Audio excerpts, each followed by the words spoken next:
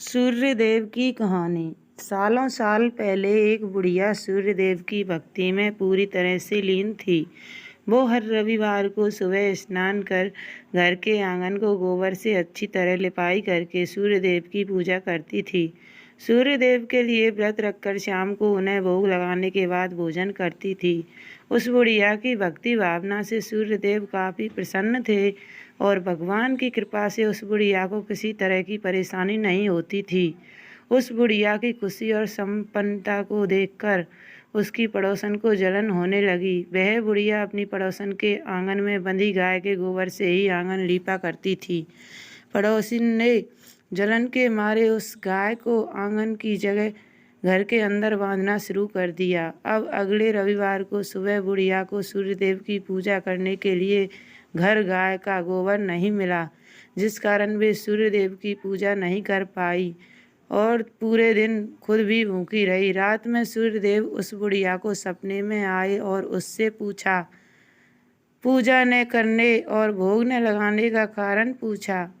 जवाब में बुढ़िया ने बताया, घर के आंगन को लीपने के लिए गोबर नहीं था, इसलिए पूजा नहीं कर पाई। पूजा नहीं की तो भोग भी नहीं चढ़ाया। बुढ़िया की बातें सुनकर सूर्यदेव उनसे कहते हैं कि मैं तुम्हारी भक्ति से प्रसन्न हूँ, इसलिए मैं तुम्हें एक गाय दे रहा हूँ। वो तुम्हारे घर को धन से भर देगी। यह कहते ही सूर्यदेव उसके सपने से चले गए। अगली सुबह जब बुढ़िया की आंखें खुलती हैं तब वह देखती है कि उसके आंगन में एक सुंदर गाय और बछड़ा बंधा हुआ है। यह सब देखकर वह हैरान हो गई। उसे सपने की कोई बात याद नहीं थी। उसने सूर्यदेव की कृपा समझा और गाय को चारा देने लगी। बुढ़िया के आंगन में सुंदर गाय और बछड़े को देखकर पड़ोसन की जलन बढ़ गई। कुछ देर बाद जब बुढ़िया घर के अंदर आ जाती है तो गाय सोने का गोबर करती है। यह देखकर पड़ोसन चौंक जाती है और उस गोबर को उठाकर अपने घर ले आती है और अपने गाय के गोबर को उसके आंगन में रख देती है। यह सिलसिला कुछ दिनों तक चलता रहा और वो पड़ोसन धनवान हो गई। बुढ़िया को किसी बात की खबर नहीं थी, क्योंकि वो सूर्यदेव की भक्ति में ही खोई रहती थी। उधर सूर्यदेव को उस महिला की हरकतों पर काफ़ी गुस्सा आता है। उनके गुस्से के कारण धूप काफ़ी बढ़ जाती है, जिस कारण बुढ़िया गाय और उसके बछड़े को घर के अंदर बांध देती है। उसी रात आंधी चलने लगती है, इसलिए वह गाय और बछड़े को आंगन में नहीं निकालती। रात भर गाय घर के अंदर ही बंधी रही।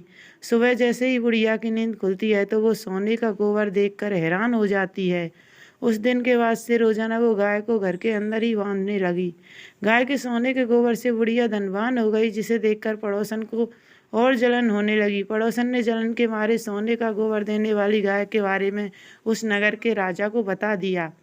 राजा को जैसे ही सोने का गोबर देने वाली गाय का पता चला तो उन्होंने तुरंत सैनिकों को भेजकर उसे महल लाने के लिए कहा।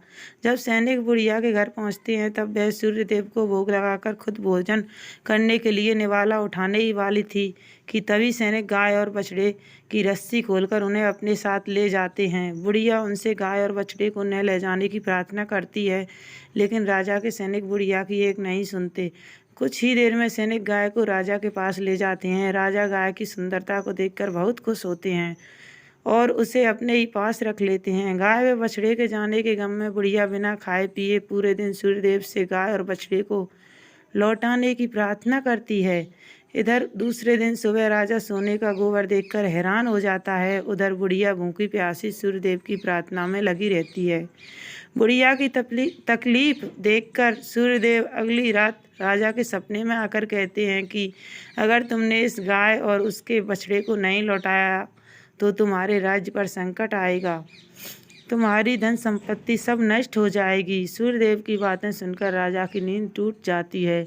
दूसरे दिन सुबह वो बुढ़िया को गाय और बछड़ा लौटा देते हैं, साथ ही उसे कुछ धन भी दे देते हैं और उसकी पड़ोसन को सजा देते हैं। सूर्यदेव की इस चमत्कारी गाय और बुढ़िया पर उनकी कृपा को देखकर राजा पूरे नगर के लोगों को हर रविवार सूर्यदेव की पूजा करके व्रत रखने के लिए कहते हैं।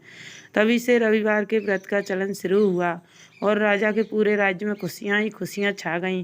कहानी से सीख: दूसरे के प्रति द्वेष भाव रखने से खुद की हानि होती है। जीवन में जितना हो सके सामने वालों की मदद करनी चाहिए।